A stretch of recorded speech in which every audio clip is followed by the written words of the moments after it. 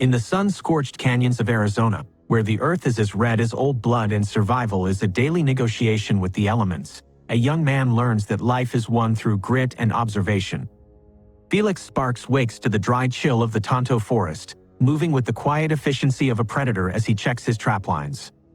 He is barely a teenager during the height of the Great Depression, but the weight of his family's survival rests on his lean shoulders. Every rabbit or quail he brings back to their miner's shack in Miami is a victory over the crushing poverty that has silenced the local copper mines. He watches the light fade over Mount Webster and vows that he will not follow his father into the dark, grimy depths of the earth. He is a boy of books and history, captivated by the heroics of his ancestors at the Alamo and the tactical maneuvers of the Indian Wars. This internal drive for something greater than a miner's life leads him to the Citizens Military Training Program, where he discovers he has an innate affinity for the discipline and structure of the infantry. By the time he graduates high school as his senior class's most gifted student, he possesses the wiry frame of a desert tree and a mind sharp enough to realize that Arizona has nothing left to offer him but dust. The journey away from home is a brutal education in the feral reality of 1930s America. With a borrowed grubstake hidden in a secret pocket and a small metal club for protection, Sparks joins the desperate ranks of those riding the rails. He learns the dangerous rhythm of the boxcars, the acrid scent of hot oil, and the constant threat of the railroad security guards who patrol the yards with clubs and shotguns. He sleeps in flophouses and urban parks, surviving on meager portions of hotcakes and hamburgers, until he finds himself on the docks of San Francisco. There, a chance encounter with a recruiter offers a way out of the aimless wandering. He enlists in the Army in 1936, trading the uncertainty of the tracks for the steady meals and predictable routine of the Coast Guard artillery in Hawaii. At Camp Kamehameha, the humid breezes and towering palms of Oahu provide a stark contrast to the parched canyons of his youth. Sparks thrives in this environment, not only mastering the operation of massive coastal guns but also demonstrating a shrewd entrepreneurial spirit. He establishes a photography business on the base, capturing portraits of officers and pinups of visiting Hollywood stars like Alice Faye. By the time his enlistment ends, he has saved enough money to fund the college education that once seemed like an impossible dream. The return to civilian life is brief and bittersweet. Sparks enrolls at the State University in Tucson, where he falls in love with Mary Blair, a studious and spirited business student. Their romance blossoms against the backdrop of the Arizona desert, but the gathering storms in Europe soon reach across the Atlantic to disrupt their lives. In early 1941, Sparks receives his call-up notice, returning to the uniform as a second lieutenant in the 157th Infantry Regiment of the 45th Division. This unit, the Thunderbirds, is a National Guard outfit drawn from the rugged terrain of the American West, filled with men of Mexican and Native American heritage who bring a fierce, independent spirit to the service.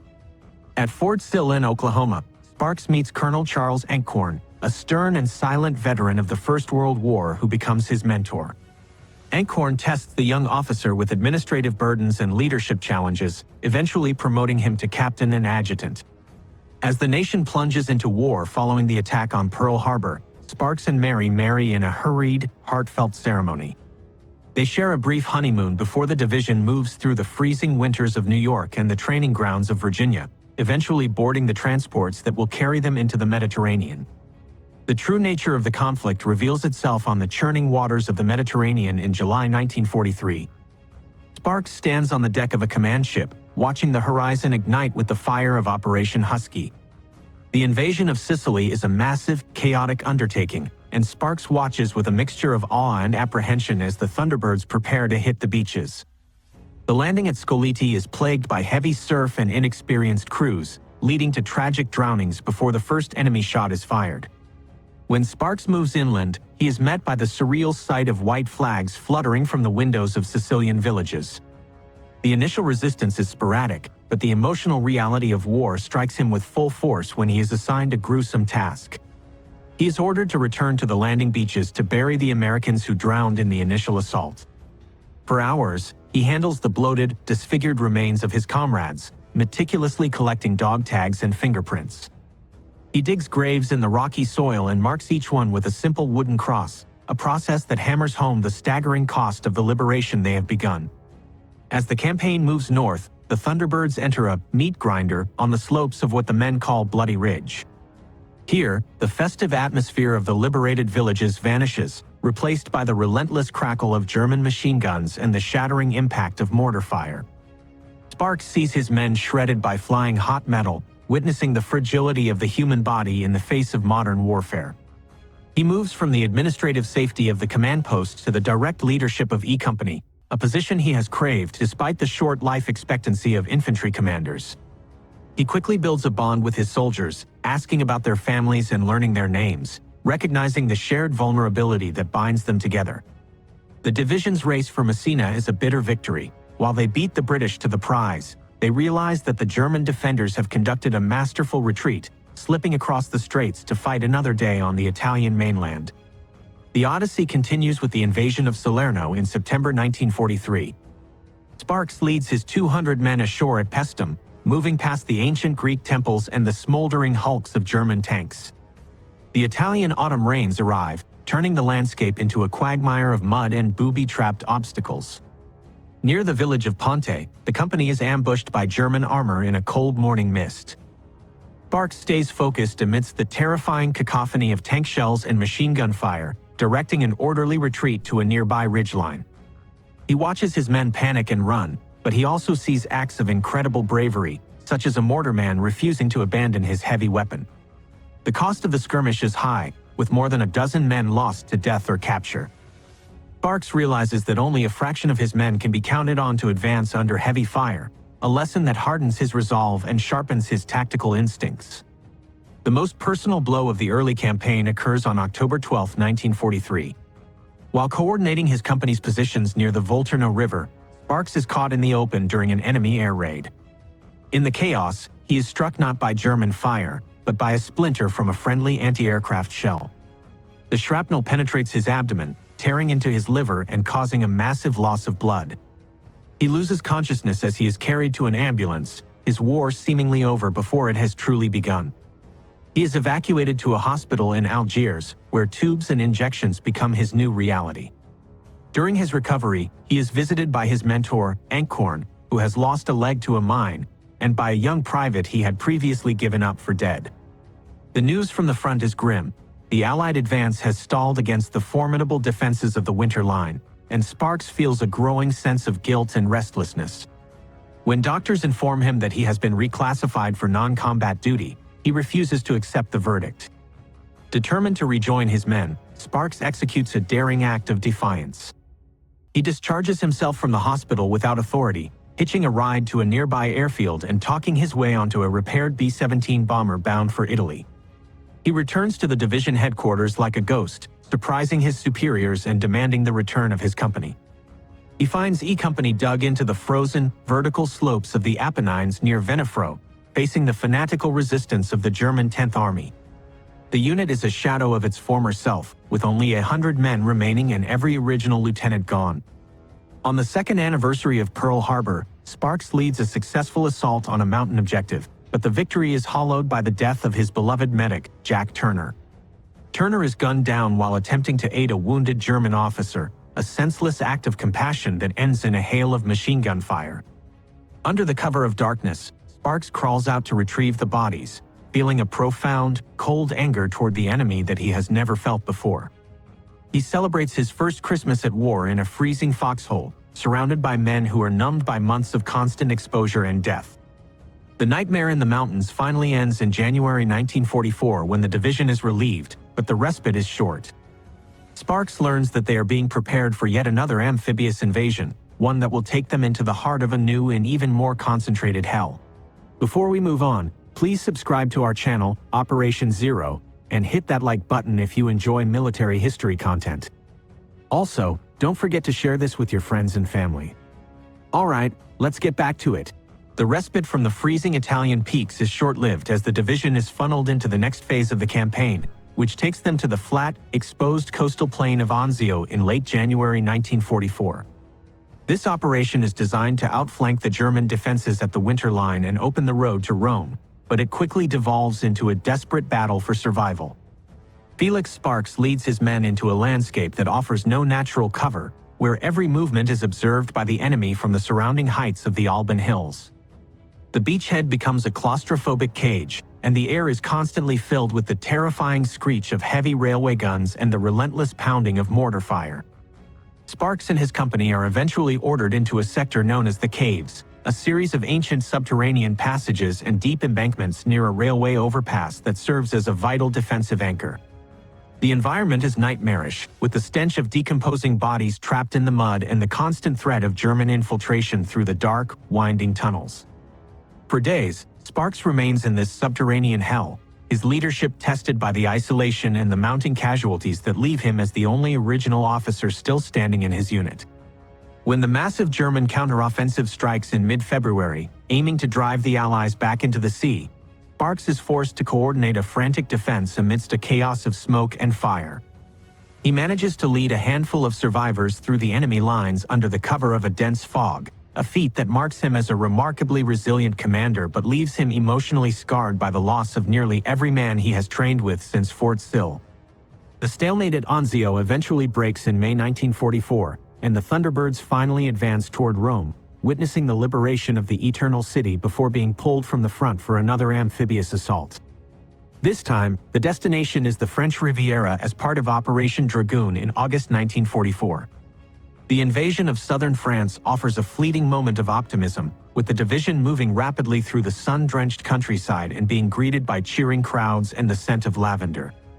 However, the easy advance soon gives way to the grueling reality of the Vosges Mountains as autumn turns to a bitter, early winter. Sparks is now a battalion commander, responsible for hundreds of lives as he navigates the dense, dark forests and the treacherous slopes of northeastern France. The terrain is a perfect defensive environment for the retreating German forces, who utilize every ridge and logging trail to inflict heavy losses. The combat becomes a matter of yard-by-yard attrition, conducted in freezing rain and knee-deep snow. Sparks finds himself constantly on the move, coordinating artillery support and trying to maintain the morale of men who are increasingly exhausted by months of unrelenting exposure to the elements and the enemy. The true crisis of Sparks's command occurs in January 1945 in the vicinity of the small village of Riepertswiller. During a fierce German counterattack known as Operation Nordwind, several companies of Sparks's 3rd Battalion become cut off and surrounded on a densely wooded ridge. For days, Sparks attempts to reach his trapped men, but the German ring is reinforced by fanatical SS mountain troops in heavy armor. The situation becomes desperate as supplies run low and the casualties among the isolated units mount. In an act of profound personal courage and tactical desperation, Sparks commandeers a tank and attempts to drive it alone toward the ridge, hoping to provide a shield for a rescue attempt. He stands in the open hatch, exposed to sniper fire and shells, but the vehicle is eventually disabled by the rugged terrain and intense enemy fire. He is forced to watch from a distance as the last of his men are overwhelmed and captured, an experience that leaves him with a crushing sense of failure. Out of the hundreds of men who had been under his command at the start of the battle, only a literal handful remain. The loss of the 3rd Battalion is a devastating blow that haunts Sparks for the rest of his life, fueling a deep-seated anger toward the high command and a fierce, protective devotion to the new replacements who are brought in to rebuild the unit. Despite the tragedy at Riepertswiller, the war continues to grind forward, and Sparks is promoted to lieutenant colonel, becoming one of the youngest battalion commanders in the army. He leads his reconstituted unit across the Rhine River in March 1945, entering the German heartland. The character of the resistance changes as the Allied forces push deeper into the crumbling Third Reich. In the city of Aschaffenburg, the battalion encounters a fanatical defense coordinated by a local Nazi commander who refuses to surrender even as the city is reduced to rubble. The urban combat is savage, with every cellar and attic becoming a potential nest for snipers and machine guns. Sparks is forced to utilize heavy artillery and direct tank fire to clear the path, witnessing the total destruction of a civilian population that remains gripped by the regime's propaganda. He is particularly struck by the execution of a German officer who had attempted to negotiate a surrender, a murder carried out by the man's own comrades. This level of ideological madness reinforces Sparks's belief that the enemy they are fighting has abandoned all vestiges of traditional military honor.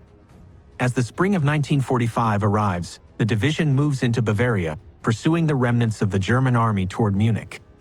The pace of the advance accelerates, but the nature of the war takes a darker, more ominous turn. Sparks begins to hear whispers and fragmented reports about special camps located in the region, places where the regime has concentrated its political enemies and those it considers undesirable.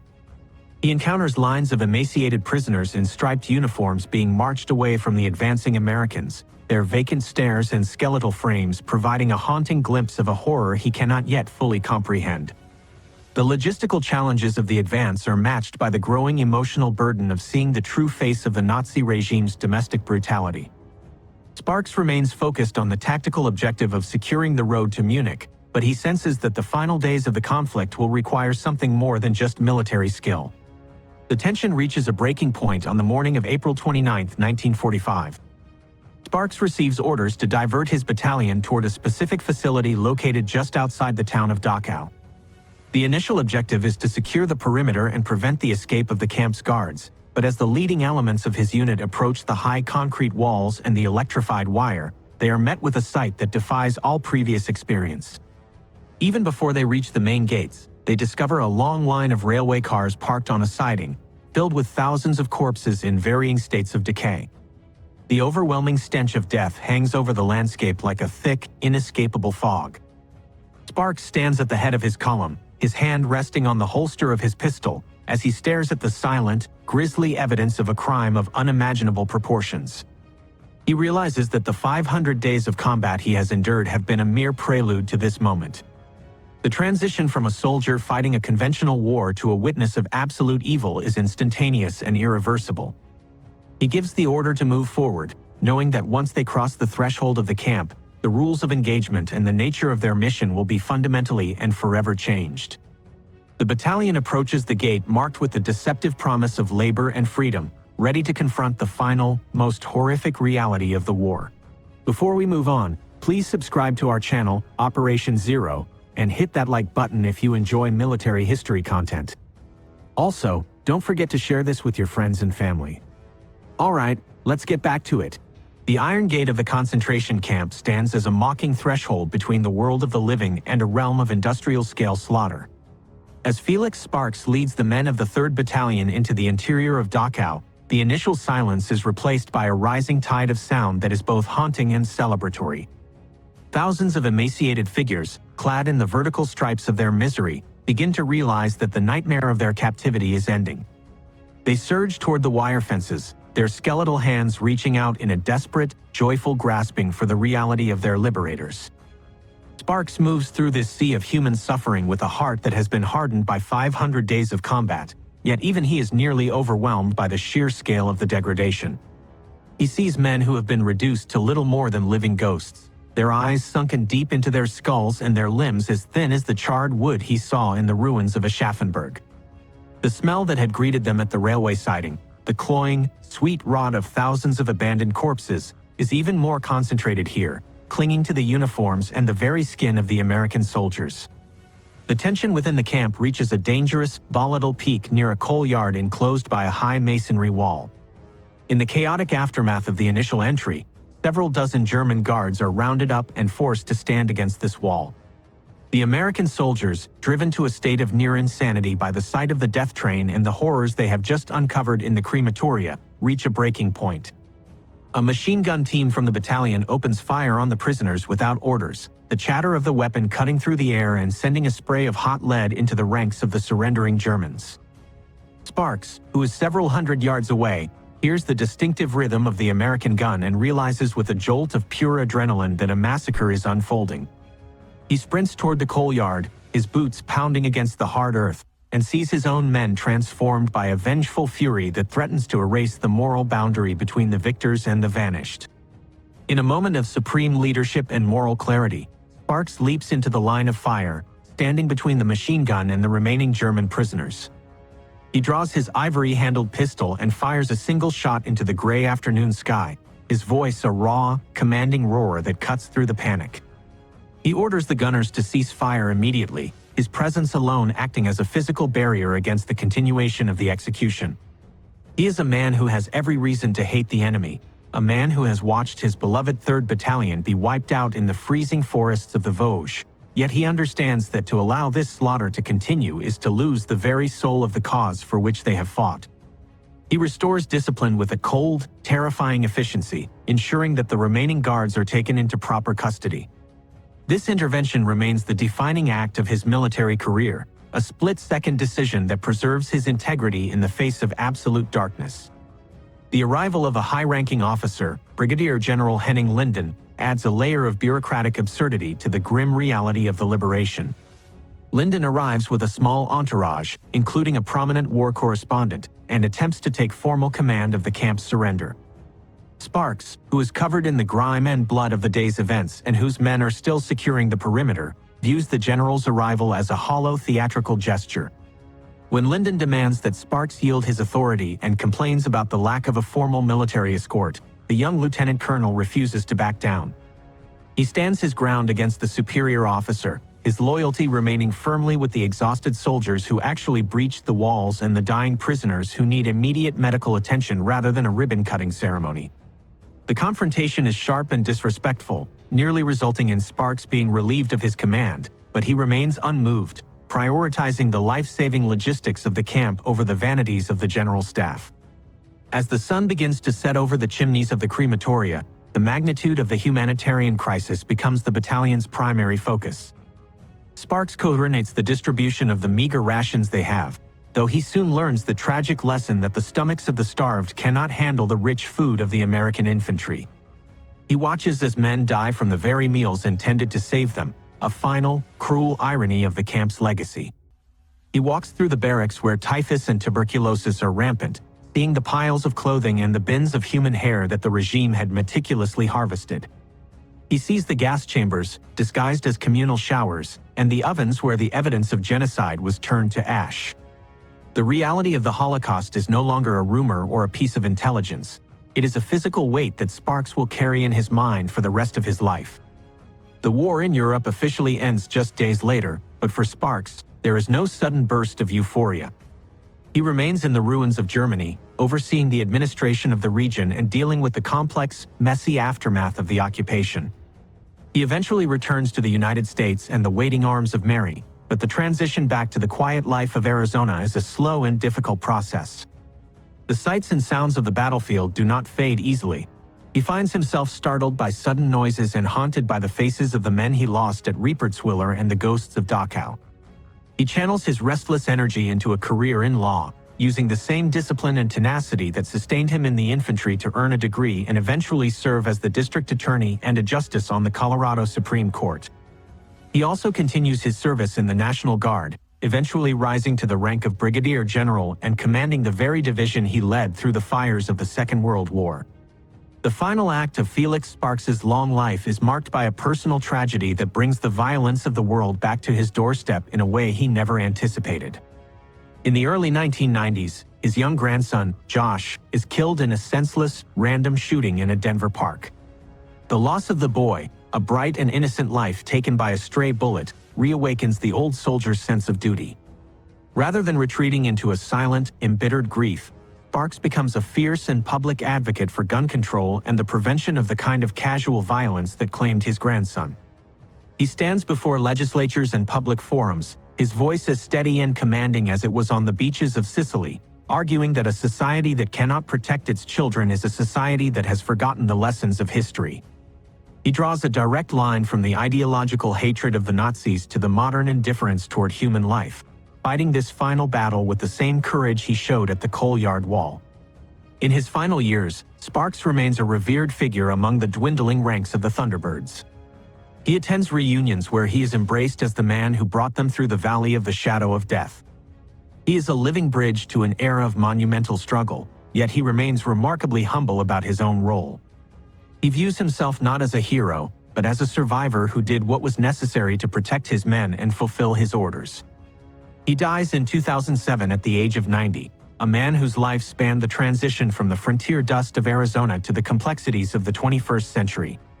His legacy is one of unwavering moral courage, a testament to the idea that even in the midst of the most profound evil, an individual can choose to remain human.